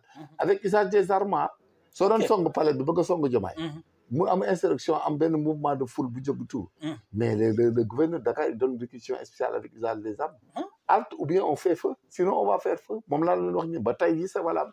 tey ko doon song Diomaye dañ lay tirer. donc cela veut dire que tout ça doit être appris et connu par les populations. parce que même Sénégalais doo dégg ñu naan le consentement de la victime rend l'acte licite et convenable mais dans certaines hypothèses. on ne doit pas dire que damaa bëgg a dee rey ma nga rey ko c'est un meurtre. c'est ça mais le médecin qui fait un diagnostic. on doit opérer il doit tout faire on doit te laisser opérer. mais il fait l'opération il y a erreur la personne meurt tu peux pas le poursuivre. ok parce que tout le processus a été respecté. il y a l'anesthésie, il y a tout, mais il y a mort d'homme. Quand il y a condamnation à mort, les gendarmes et politiques exécutent la sentence. Mais tu ne peux pas les poursuivre pour meurtre ou assassinat ou homicide. Le juge qui a prononcé la peine de mort, c'est l'ordre de la loi et le commandement. Le législateur dit que ça rend l'acte licite et conforme au droit. Ce qu'on appelle la démarche, la contrainte et l'erreur. Ce qu'on appelle les causes de non-culpabilité. Là-bas, c'est des causes de non-irresponsabilité. Là-bas, c'est l'acte licite n'est pas conforme au droit. Ok. Voilà, de l'autre côté, quoi. Donc tout ça, c'est des techniques, c'est des connaissances approfondies qu'il faut comprendre et qu'il faut savoir et qu'il faut communiquer. Il faut communiquer pour que les populations Sénégal, mais c'est des littéraires sans littérature. Voilà, c'est la vérité, quoi. Mais quand on suit les choses et on les gère, c'est comme ce que tu viens de dire, c'est l'imitation. Et quand tu imites, le temps et l'espace ne sont pas les mêmes. Oui, tout à fait. Voilà, c'est comme si tu disais que dans l'école, tu veux de la dame. Mais Sénégal, parce que tu n'es pas, il y a la territorialité même de la loi. Oui, de la loi, oui. C'est le contexte qui diffère, l'espace. Donc, mais si tu veux suivre ce qui se disait à l'époque par ceux qui sont au pouvoir, mais tout ce qu'ils ont fait, c'est lui qui le fait aujourd'hui. Mais ça sera une leçon aussi pour eux. Quand il attaque les gens, man defoon naa lu ëpp de. Man waxoon naa lu ëpp de. Man li ma defoon du yoon. wax dara da nga daan wax dara sax ay nit congolais mara ñëw di la attaquer gracieusement. C'est de l'outrage. C'est pas normal. Mais moralement tey ñoom buñ toogee. dañuy xaw a da ngay rus. da ngay rus parce que en tout cas de cause nous sommes dans un état de droit. Le principe et le fondement est tout le temps respecté. On ne peut pas faire de l'appel à l'insurrection et autres. Bien que ça peut se faire, comme neex nga def ko population ak ethnie bu leen neex ñoo xam. Mais ça ne se dit pas par voie de presse, ça ne se dit pas en public. Et puis, parce que l'état de droit ne le refuse. Ne le permet pas. Voilà, Machallah. Ok, en tout cas, jàppale la jeunesse aussi ci benn point. Souvent da ngay gis koo xam ne day naan xale bu jigéen bi dañuy gën a mën ak moom jigéen bu dugg sama néeg lu ma neex ma def ko. Est-ce que aussi non, c'est pas normal. nga invité mais dañuy naan ki nga xam ne daa jóge kër non, ça veut rien dire parce que la coutume est une source secondaire de droit. La coutume veut que bala ngay doxaat jigéen da nga koy ngoro bala ngay takk jigéen da nga koy ngoro. waaw mais bu fekkee nag sa coro la nii. waaw moom laa la mooy loolu. c'est le prémisse. Ça entre dans les étapes du mariage. Il ne faut pas brûler l'étape. Parce que le mariage, c'est quoi? C'est pour engendrer une progéniture. Oui, tout à fait. Mais le mariage atteste d'une manière licite et conforme à des relations intimes. Oui, tout à fait. En conséquence, si ça, c'était pas la peine de marier, qui marient comme les malades. Non, c'est pas un argument de justificatif. Donc, la femme, vous avez la femme, elle te fréquente. Elle doit être majeure. Bu nekkee mineur da nga koy ngoro normal ba takk ko. Et là-bas, le mariage est préjudiciable à l'action publique. Quand tu maries même une mineure et autres, mënuñu la topp viol même bu parents yi marié ñu may la ko légalement ba pare suñ doom la da koy nanga noo mënta nekk. Parce qu'il faut faire le divorce pour pouvoir poursuivre. Et que bien que les gens préconisent que une fille mariée peut être violée, mais dans le cas d'espèce, les parents ne peuvent pas dire qu'on a violé. Il faut que la victime ne daf may forcer. Mënuma ma bañ mu def ma ko ñu discuter ci loolu sur le plan doctrinaire et jurisprudentiel. Mais il faut pas que nga ne jigéen dafa ñëw sama néeg dama koy tëddee kooku du wax de. léegi bu dans ce cas là boo ko forcé mën na la traîner en justice. Mais viol la le viol même c'est toute forme de pénétration d'ailleurs léegi. Même gémmiñ ak anal ak buccal ak narine ak nopp yëpp c'est mën nañ ko considérer comme viol. Ah bon? Donc il faut que les jeunes là il faut que les jeunes arrêtent non les hommes dañuy jàpp ne jigéen bu dugg sama néeg lu ma neex ma def. Mais une femme il faut être galant et c'est de la galanterie. Il faut pas jouer ce jeu là. Voilà ñun ñi nga xam ne ñun depuis 77 ba tey un bourlingue là. Mais ñun amul dara lu ñu koy jaral parce que xam nañ ni jarul dara. jaru ko c'est vrai. du ñu yàqal dara. dëgg la. Et puis les hommes doivent avoir cet équilibre. De pouvoir lâcher une femme. Jigéen elle t'aime pas, ne sois pas orgueilleux. Si tu lui proposes, elle veut pas, lâche-la. Vous êtes mariés, elle veut plus, divorce-la tout de suite. C'est ça la vérité aussi. C'est une question de psychologie. De psychologie, oui. Voilà, il n'y a pas de beauté, il n'y a pas de forme, il n'y a rien. J'ai vu que les femmes indigènes là, elles sont dans le TikTok. C'est toutes les femmes du Wendel. Mais on est dans quel pays? Allez-y vous former, allez-y travailler, chercher un mari. Des challenges. Ouais, c'est du n'importe quoi.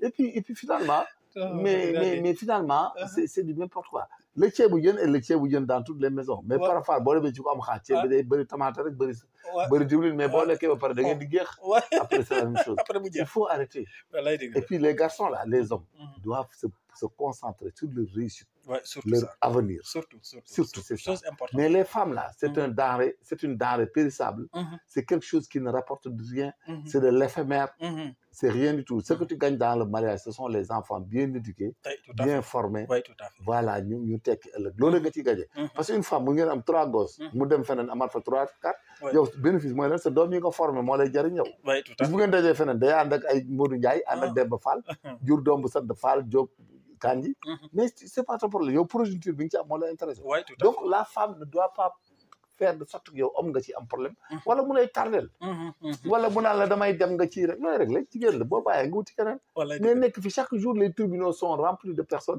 naan damaa bëgg a divorce dama bëgg naan man bu may nalaw sax nga ne may ma baat dina la may naa du ma xool sax amul xalaat non nag perception boobu nga am ji ko am bëriwul non il faut parce que góor da nga war topp sa avenir sa liggéey sa intégrité corporelle boo amee doom boobu da nga fexe ba defar ko investir ci mu jàng bu baax nga former ko et c'est tout et tu cherches ta maison tu cherches tes biens autres mais une femme boo xam ne ñi koy gileem la yor fu mu toll bi ñu xool leneen ku ko romb oto sax du xam ne yaa ko moom du xam ne chauffeur la moom fay bëgg a def mais monsieur n'entre pas dans ce jeu là gis nga les dames il faut les éviter le maximum et leur laisser vivre leur vie surtout boo ci dajee ku normal kuy sëy ku normal vous restez mais sinon si tu as des prémices d'infidélité de nangam ne perds pas ton temps boo demee service yaa ngi daw sa service ñëw xool nagam elle est avec un homme mais imaginez soo war a jàng wala nga war a liggéey concentré liggéey def mais la femme là mais divorce là barre-toi oui tout à fait dem seet la den bu ko defee rek mais nga topp ko rek mel ni da nga ko iñaane sa morom xam nga góor ñi gën a fiir mooy góor ñi iñaane bu ma ko bàyyee boo nekk ak jigéen yaa ngi imaginer beneen góor bu mu nekk tu t'en fiches oui tout à fait gis nga ñu tëdd ci cimetière yi seen jabar yi la ñuy romb ak oto yi ak seen jëkkër yi wallaay dëgg la y a beaucoup de femmes yi dépassé seen jëkkër au cimetière bi yow voilà wala boo demee bàq yaa ànd ak sa jëkkër ju bees da ngay dem romb sa jëkkër mu tëdd donc loolu il faut se mettre ça dans la psychologie affaire jëkkër ak jabar c'est pas une fin donc vraiment vous pouvez être ensemble vous ne voulez pas arrêtez il faut arrêter même les procès qu'on fait au tribunal c'est pas la peine il faut faire des PV de divorce au niveau des mosquées oui wala tu amènes un huissier il constate il faut aller vers ça l'huissier vient il fait la sommation comme ça tribunal ñu mën a non huissier bi il vient il fait la sommation interpellative c'est des adultes c'est des personnes majeures ñoom ñaar bu ñu toogee rek huissier bi ñëw toog qu'est-ce que vous voulez ñu ne nous voulons divorcer l'huissier sur requête de monsieur tel suivant acte de mariage ils ont l'acte de mariage numéro tel wala suivant leur union en date de nangam devant le mosquée nangam on consente mutuellement de divorcer pour incompatibilité d'humeur mais jeex na en conséquence nous savons qu'il faut le présent constat nangam mais ce PV de constat là même si vous avez un certificat de mariage mais vous devez aller à la mairie ñu defar certificat de divorce il faut pas aller au tribunal les deux personnes jouissent de leur faculté mentale et c'est des majeurs mais l'huissier le constate et vous avez transcrit mais mooy yoon léegi nag il y a l'hypothèse maintenant après le divorce là maintenant s'il y a des litiges sur la liquidation du mariage des biens et tout la liquidation du mariage c'est la garde des enfants les pensions alimentaires à faire et les biens si vous êtes en communauté bien la femme mais si vous êtes d'accord sur place l'huissier aussi peut aller vers un PV de constat de liquidation mais vous pouvez le faire avec l'huissier d'accord partie et là-bas s'il y a une partie défaillante nag ce constat peut le faire condamner au tribunal et le juge n'a plus à demander des réconciliations et autres le juge il convoque monsieur tel en date de tel vous avez requis un huissier pour un divorce par consentement mutuel en date de tel. En cela, vous avez procédé à la liquidation de votre mariage parce que vous étiez en communauté de biens. Et les biens pour lesquels vous avez la propriété commune se définissent comme suit. Une maison, des fauteuils, tel et nangam. Et vous étiez d'accord que la madame telle prenne la chambre à coucher, vous gardez nangam. Mais dans la vie, là, il faut être technique. Parce que Sénégal, c'est pas comme Europe. Nous avons beaucoup de cas de divorce. Trop. Voilà, et que ça pénalise tout le monde. La femme ne peut pas se marier, les modus sont à l'étranger, et tout. Et le modus, même s'il est à l'étranger, vous devez divorcer. Mais on peut le faire par téléphone, son père les top, il y a un top, frère. il faut qu'on aille vers des techniques simples. ay mag ñuy ànd buñ bëggee bàyyante dafa yomb. léegi loolu moo tax liquidation mariage bu amee litige nag. même maintenant si la liquidation mariage dafa am litige contentieux mésentente. maintenant on le porte devant le tribunal qui arbitre, qui est seul habilité nag à arbitrer. ok. Quand les deux parties ne sont pas d'accord dans la liquidation du mariage, maintenant on peut requérir le juge du tribunal départemental. Et le juge du tribunal départemental maintenant pourra statuer sur ce contentieux et arbitrer. Parce que c'est le juge qui a la capacité et les attributions d'arbitrer et d'ordonner. Et là-bas, il y aura une ordonnance qui va définir les faits, le partage des biens, la garde des enfants et tout. Et l'affaire est réglée. Mais il faut, parce que si vous donnez tout au tribunal, en amont comme en aval, mais finalement, on s'en sort. Ça te coûtera des centaines de magistrats, des centaines d'heures, des milliers d'heures de travail. Et puis des fois, ça dure des années. Voilà. Mais le divorce, il est constaté, même si vous êtes en liquidation du mariage, parce que vous n'êtes pas d'accord sur le partage des biens, des véhicules, des animaux, des bêtes et autres.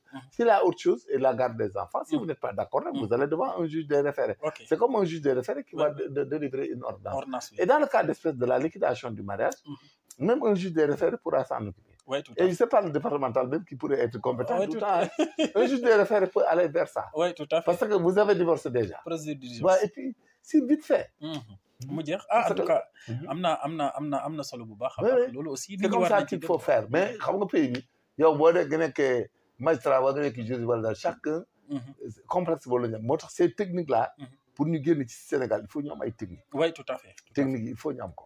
si la fille nag di ko man bëgguma divorcer. góor gi dafa bëgg divorcer mais tribunal la jëm. oui ça c'est un contentieux. waaye dafa bëgg divorcer gel bi bañ tribunal la jëm. contentieux tribunal bi daal di ko vous voulez plus incompatibilité d'humeur. xam nga il y a les causes péremptoires du divorce. Injure grave dans l'existence du mariage impossible. Il y a l'incompatibilité d'humeur. Même il y a maladie incurable. Même si une des parties est punie à l'article 34. La dégradation civique. Tout à fait. Voilà. Mais au-delà du droit pénal, droit civil aussi. C'est ça. Il faut tout comprendre. Vous avez parfaitement raison. Alors, nañ laal tuuti droit pénal ñu tëjee dernier point boobu. Par rapport à la chaîne criminelle. man nag fa laa yem après yow yaay xool fu la neex nga tibbee ko parce que des fois ça pose problème des fois mu am assassinat objet yi fa nekk. waaw les scènes de crime ce qu'on appelle la scène de crime. la scène de crime Sénégalais duñ ko comprendre. voilà loolu. parce que bu ñu dee rek ñu fay ñëw naan tey ndeysaan nangam il touche tout. c'est-à-dire scène de crime mooy lieu bi nga xam ne foofu la crime am wala délit. oui tout à fait. léegi nag bu crime bi amee wala délit comme le principe de Locard def ne le criminel. soit il laisse sur place des traces et indices ou bien il emporte avec lui des traces et indices. ok le Locard moo ko wax. ok donc bu crime amatee fenn wala ñu fekk nit ku dee. ce qui va se faire. Sénégalais dañuy éviter di fa dem di laal dara. buñ ñu laal dara même buñ la sàccee sa kër toj ko sàcc. boo ñëwee ba gis ne dañ laa sàcc toj ko. na nga def ndànk fi ngay jaar nga xool ko. fi ngay xool nga xool ko ku bëgg a ñëw nga ne ko non bu leen yegg si. boo xoolee fa nga jaaroon. foofu da nga koy xàmmee. léegi nag dans ce cas bu leen laal dara. Sénégal dañu bàyyi lu ñu gis laal ko. bu ñu reyee nit ñu laal ko bu ñu violé nit aussi ku nekk def ca jàpp nga fay. finalement même bu ñu demee vers la biologie moléculaire dañuy am problème. ok on appelle la scène de crime. maintenant nag bu ngeen ko protéger yéen. bu amee benn problème yéen ñëpp ngeen bañ fa dugg. et puis ngeen fexe ba képp ngeen gis bu nekkoon fa au moment des faits. ak ñu fa duggoon ngeen xàmmee leen. su ngeen ko waxee police wala gendarmerie ñoom bu ñu ñëwee dañuy def le gel des lieux. ok su ñëwee dañuy geler lieux yi par des traces de gel des lieux. léegi dañ lay laaj yow fan nga jaaroon ba découvrir ko. donc leen fi ñu la jaaroon. ñoom danañ la laaj aussi kan ak kan ko laal. il faut nga veille ñi fa laal. ok parce que comme dañ la sàccoon wala dañ fa ñëw rey ni léegi nag loolu mooy permettre aux gendarmes et policiers ñu mën a am ay traces de indices explorer leen. ba ëllëg ñu mën a topp nit ki jàpp ko moom lañ tudd scène de crime. scène de crime parce que scène de crime dafay nekk science boo xam ne day appeler la police technique et scientifique. donc il faut qu'on fait des prélèvements par écouvernage sur le terrain bu dafa am deret. bu dee ay verre d'eau dañ fa nekkoon dañ ko war a conserver. bu dee waaj da ko naan kenn ki dee. ay mégo cigarette bu dee dañ violer la fille la wala dara mu am ay capote yu fa des. dañ ko war a jël préserver ko. les gendarmes et les policiers ils ne prélèvent pas sur la victime mais ils relèvent il prélève les objets les traces des indices yi ci nekk ci biti la ñuy jël. ok ndax amuñu droit ñoom dem di fond naan dañ ko violé nañu xool naka waa ji violé na ko ci biir ak yooyu. daanaka policier amuñu droit bi. l'humanitaire prime sur le judiciaire. soo ñëwee ci scène de crime boo xam ne dafa am victime. il faut appeler un médecin aussitôt pour mu xool. si la victime est décédée d'abord. ou pas si le décès est constant. là-bas mën nga continuer def ko affaire mais si l'humanité prime sur le judiciaire. ok boo ñëwee fekk nit gaañu de saigner dañ koy secourir d'abord avant de constater. ok voilà léegi nag là-bas nag c'est là-bas où intervient tout, la médecine légale, la police technique et scientifique. La médecine légale, c'est par les prélèvements de substances biologiques. Depuis, il faut am sang, sperme, ay chair bu dagg, deret ji, tout ça, yëpp dañ ko jël les cheveux là, avec tout ça, des prélèvements. Là-bas, les gens, les policiers jàng nañ ko, xam nañ ñu koy defee. Secondo, il faut faire la rétention de témoins, hein. Ñu nekkoon ci zone bi dañ leen di téye. Pour enquêter leen parce que doo leen bàyyi ñu dem. Donc moo tax voilà, léegi tu prélèves tout.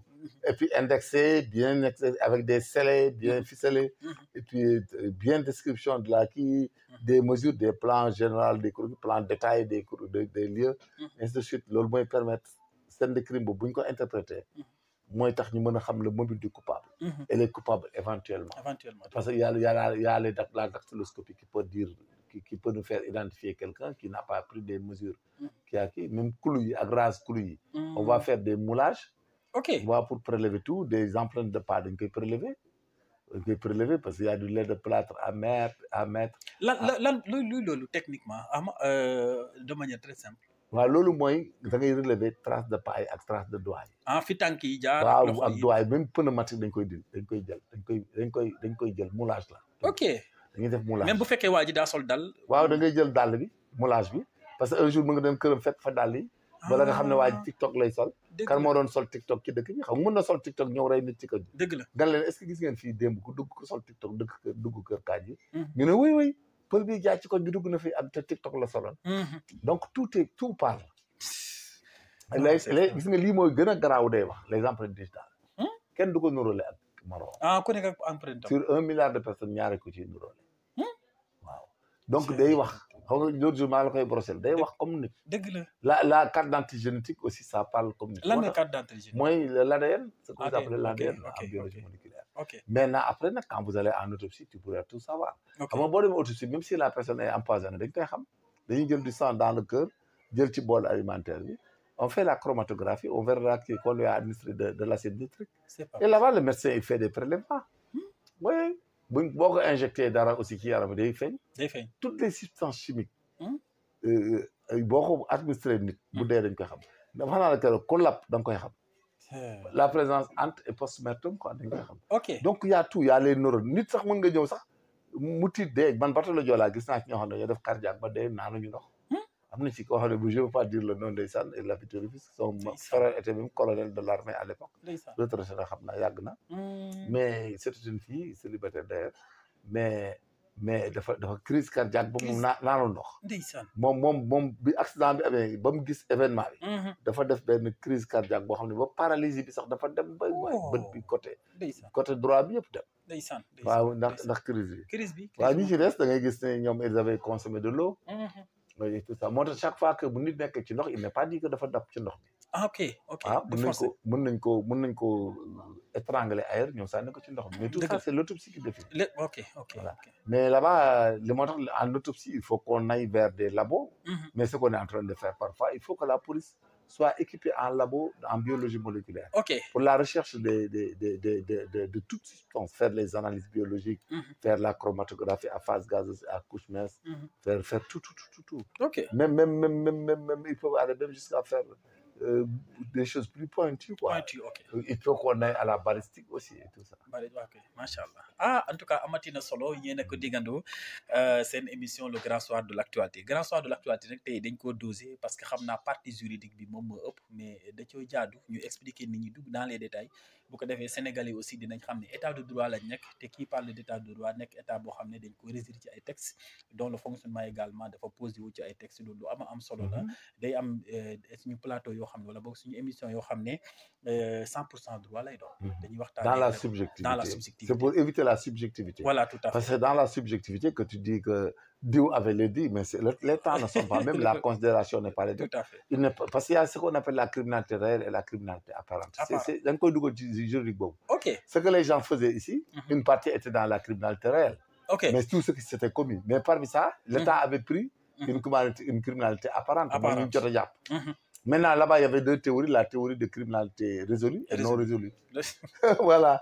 Et c'est ce qui a fait qu'après, on a amnistié, tout est calme. Oui. Mais parce que dans la criminalité réelle, Mhm. tu vois des gens faire du bordel, faire du n'importe quoi, mais ils ne sont pas pris. Oui, tout à fait. Voilà, ils ne sont pas instrumentés, ils ne sont pas enquêtés, ils ne sont pas connus. Mhm. Maintenant, lolo, imiter dans ce contexte-là, Mhm. voilà, avec les mêmes supports, Mhm. comme la cybercriminalité à l'époque n'était pas intervenue dans les infractions de l'époque. Ouais. Mais maintenant, on les a mis là-dedans. Oui, tout à fait. Voilà, Parce que c'est ñi une autre- cybercriminalité moo leen ko. Maintenant, il y a la cybercriminalité, Ah, mais mais la c'est cybercriminalité est obligée de faire le job. Le job, oui, tout à Parce que fait. sinon, elle sera en état de prévarication. Oui, tout à fait. Tout à fait. Le commissaire de la cybercriminalité, Mhm. ses enquêteurs, ses OPJ, s'ils sont saisis une REM, une personne âgée, Mhm. mais ils sont obligés d'enquêter. parce que- D'enquêter, oui, tout à fait. Et quand ils enquêtent, Ah. il Ils font l'audio. c'est des infractions qui seront constatées. Oui, tout à fait. Moo tax loolu la mooy problème bu politique Afrique. Mhm. Mais quand même, c'est de la morale, on retourne à la morale. À la morale, oui. Voilà, C'est important. ce qui va nous interpeller, la morale nous interpelle à voir la politique. Mhm. Parce que nous-mêmes, là, chaque fois, on disait la même chose là contre eux. Ok. Mais ils nous injuraient, mais t'es d'autres nous saga. Mais Déedéet. mënuñu saga parce que nous, on est constant dans ce qu'on Oui, fait. dañ ko jàng dañ ko xam. Oui, dëgg Ce la. qu'on leur disait, dinañ ko wax. Mhm. Mais moom la ñuy wax ñi nga xam ne dañuy wax appel à l'insurrection, appel à la résistance, appel, c'est illégal. C'est illégal, oui, tout à fait. Voilà, c'était illégal de l'autre côté, c'est illégal Aujourd'hui aujourd'hui. aussi, c'est C'est illégal. ça la vérité. Tu peux Machallah. pas être responsable et après des régions. Moi, j'avais dit dans une émission Mhm. que ñii là, s'ils ne font pas attention, Mhm. un jour, il y aura une dissension entre le nord et le sud. Mhm. Et les journalistes, vous aurez des problèmes. Parce que je savais que Mhm. discours yenn yi su ñëwee day amaat problème. Oui, dëgg la. Parce que pour unifier un État, pour respecter les principes de droit, dafa am des choses à ne pas dire, à Oui, ne dëgg pas la. faire. Dëgg la. Il n'y a amul ay ministre, amul président, amul magistrat, amul leneen. C'est-à-dire réew pour mu baax, pour mu dox, nit ñi il faut ñu respecter Mhm. tous les principes. Mhm. Surtout. Ouais, il faut humaniser la relation. Mhm. Il faut Mhm. tout humaniser. Mais Ouais. bu dee da ngay def comme loo bëgg mel ni instinct animal, mais ça pose des problèmes après. Ouais, Voilà ouais, que ouais. ça va poser des problèmes. Oui, tout à Ça va fuser tout azimut. Mhm. te gis nga dana egg jour yoo xam ne ak heure yoo xam ne Mhm. ñun kese ñoo fi mën a wax lu nit ñi dégg. Dëgg la. Je vous jure. Ça, c'est gis vrai. nga dana am heure boo xam ne ñun ñi buñ ci waxut ak nit ñi Mhm. ñun ñooy taxaw expliquer leen ñu comprendre. Détail par lu ko détail. mooy Dëgg sa la. kaw lañ jëm. Dëgg la. Ça, c'est vrai. xamuñu lañ wax démb moom la ñuy waxaat tey. Mhm. ba nit ñi xam nañ ko léegi heureusement pour nous Mhm. ñun luñ mës a wax rek dëgg la. Dëgg la walaay dëgg. gis nga booba temps ñoom Mhm. bëgg nguur gi taxoon na ba njow loo wax rek ñu ne kii Mhm. daf ñuy sànni xeer daf ñuy xeex ñoo compte. am na sax ñuy dem bay menacé ma ne mais ñi non rien compris quoi Mhm. ñu la menacé naa ne seet lu ñuy def ak moom lu ñuy nangam da ñu compte mais qu'est-ce que cela veut dire yow bu dee da ngay def lu la neex wala ngay wax lu la neex crime ak délit pour ñëw au pouvoir Mhm. mais une personne honnête comme ñun Mhm. di wax lu légal di wax lu jub loo baax Mhm. mais voilà le résultat aujourd'hui Aujourd'hui, oui. mais li ñu doon def ñoom léegi dañ xam ne kon li ñu doon def Mhm. ñii li ñuy def peut-être même yeggut noonu te ñu leen di jàpp Dëgg la. mais ñun on dirait que c'est légal Oui, tout à fait. Tout à parce que waroo un citoyen war ko def Mhm. donc voilà loolu mooy àdduna mooy dëgg Mhm. boo tax dëgg rek i mujj Wallaay dëgg waa la. di taxaw di xeex ay nit ak di dem sax bu muy liggéey nga di ko xeex lu muy def nga di ko xeex ci loo xam ne moo tax xamul leen dal Mhm. balaa da lay dal xam nga boo gisee boo bëggee balaa Mhm. koo gis nit ku baax nit ku normal ku jub Mhm. ku honnête Mhm. fexeel ba xeex ko Wallaay dëgg la. gis nga boo amul chance boo guddee fan Mhm. da nga gis dootul nettali Dëgg la. parce que du jaas Mhm. Du jaas. mënut a jaas Du jaas. yow mënoo nekk ci naafeq ak labaj ak hypocrisie ba pare yow nga ne da ngay tedd da ngay kii nga jël nit ñu baax ñi nit ñu normal nga ne da nga leen di xeex Mhm. yow nga continuer gis nga Mhm. da nga gis lu la jaaxal Wallaay boo dëgg guddee la. Wallaay te muy dëgg. Da nga gis lu la jaaxal ala Waaw. kulli xaal donc lu mat a bàyyi xel la. fan. Tey nag émission bi xaw na gudd solan lañ la de. Est-ce que Baax duñ na, la c'est libéré bon. Baax ba na. dimanche prochain. Alors sa mot de fin. moom mot de fin mooy kër lépp lu ñuy def nañ ko def ci àqulaay taala rek Dëgg la. Suñu gis nga diggante lépp ci àdduna lu ñuy def àqulaay taala rek dëgg la. mais gis nga yi ci des yëpp yàlla rek a fi nekk Wallaay dëgg la. waaw et tel que soit yàlla du may benn naafeq ak mécréant yàlla du la may ndam jamais Wallaay te muy dëgg. waaw mooy dëgg c'est-à-dire il faut que nit ñi dellu ci yàlla gis nga boo demee ci cimetière yi boromi màqaama boromi garaat boromi doole boromi alal rek fa tëdd Wallaay dëgg. te gis nga te yàggut Mhm. am na benn waaye bu amoon alal Sénégal ku ñu wax Aliou Sow mais kenn am na ñu bari mosu ñoo gis photo Aliou Sow mu nit muy dox Mhm. te pourtant il avait des milliards Mhm. léegi sax coow li ñuy coow ay doomam di tudd kenn mosu ko cee tudd Dëgg la. pourtant il a tout fait dans ce pays Mhm. dañuy wax rek mais Aliou Sow a plus fait que tout le monde moo gën a def sax ñoom jóge Québec Jili Mbay ñuy wax Dëgg la. Aliou Sow sax moo leen ëpp lu mu def ci àdduna Macha allah. mais c'est pas regrettable Mhm.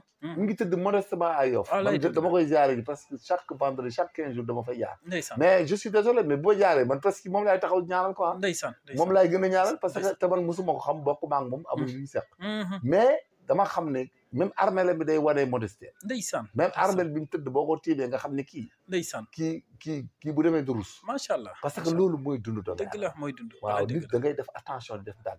parce que gis nga fi ne nii dans les jours qui viennent dans les mois qui viennent dans les années qui viennent. mais tu verras que l'atmosphère et l'environnement du Sénégal va changer. waaye dëgg la. voilà léegi da ngay éviter ëllëg. ngay rus di dajeeg doomi aadama di rus. wala nga dajeeg moom daal kii de li ma ko defoon bu ko yëgoon wala bu ko xamoon. mais gis nga yàlla xam na lu nëbb ak lu fay. wallaay tamit te gis nga daa wax benn secret bu fi nekk. gis nga fii. nit ñi ñu bari am na luñ mënta lañ ne toog. wallaay tegi am na ñoo xam ne nga nëbb ak nga fay.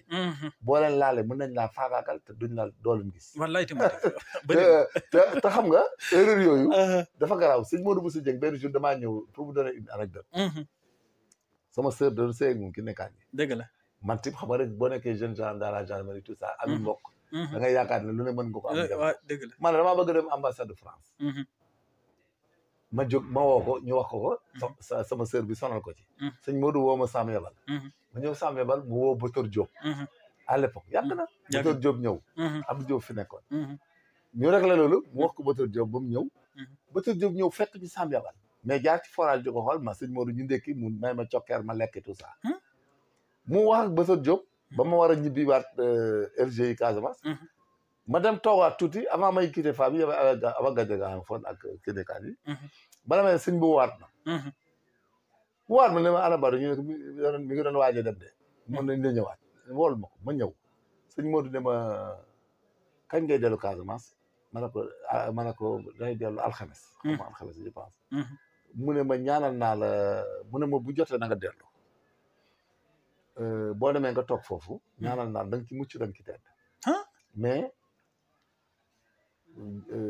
dellu ma ñëw ne kii ne ko yow sa jëkkër dama yàggal sëñ Modou day naax je te jure mu ne ma dellu Casamance la ci guerre bi dama ne daa dellu ci guerre bi sëñ Modou def ma ne nekk yow kii ne sa ma ne ko sëñ Modou nag man dafay bëgg tax il m'a fait venir jusqu'ici may wax ma naa ma dellu rek la lu ma dara naan ne Bator na ko baax dama la soxla woon du woon dara sax waaye nañ ko baax mais je te dis sëñ Modou m'a renvoyé que je retourne en Casamance dans la guerre barke sëñ Touba ma dellu ci guerre bi laa la wax mais gis nga gara demaat naa France ñetti yoon jàngi jaar naa fa demaat naa France juróomi yoon macha allah voilà te def ma effectivement bi ma ñëwee ñu affecté ma dem jàng nekk grade très jeune macha allah mais il a refusé que j'aille finalement ma xam ne il ne voulait pas que may dugg ci yenn yi damay toog ay gendarme ñëw tout grade confondus ñu wut place sëñ Modou di leen régler place te man maa ngi toog di nekk ci LGI man maa ngi gorob di sama xarit aussi di sama sëriñ mais non du benn ak leneen dafa xam ma ne la même Alaaji Baara quand il venait chaque jour daf ma naan fan nga nekk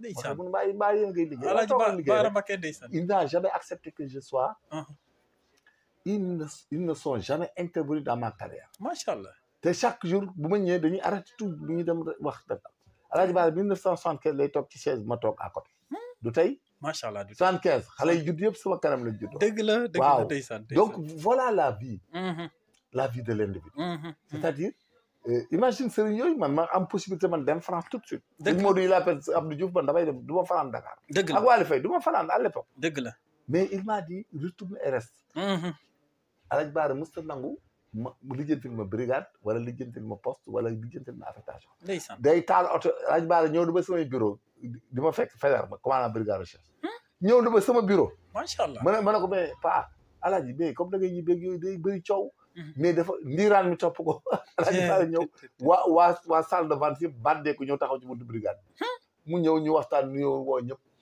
mais adduna il faut être très prudent gis nga dans la vie là si tu évites pas de lor doomu aadama di ko laal surtout loolu da nga ci dajeeg bu la faagakal boo doo ko gis doo ko dégg wallaay ndeysaan te gis nga li ci kanam rawuli bët li ci kanam xamoo ne nit ñi am nañ capacité yoo xam ne tey bu leen neexoon ñu taxaw ci réew mi léegi samp tarixa wallaay dégg mais ils sont là calme modeste wallaay mais jarul nga koy wan nit jaru ko wallaay jaru ko doole jarul wane déedéet xam-xam même jarul wane wallaay jaru ko yow jariñal nit ñi et puis am ci yërmande quoi wallaay di dem mais li ci kanam rawuli bët wallaay te muy dëgg joma arbitré en tout cas kontaanati nañ bu baax a baax dégg ngeen échange bi dégg ngeen également leçon de morale yi mu joxe parce que yàlla façon nit bu ne la wàccee ci suuf te comme mënoo xamee nit ñi moo tax d'ailleurs yàlla digle ñu à ce que ñu maandu parce que maandu moo mën a muccal doomi aadama am na koo xam ne boo dalee kawam yàq sa mbir bu dalee sa kaw yàq sa mbir donc yàlla am na ay nitam donc maandu am na solo trop di doomi aadama donc dégg ngeen tey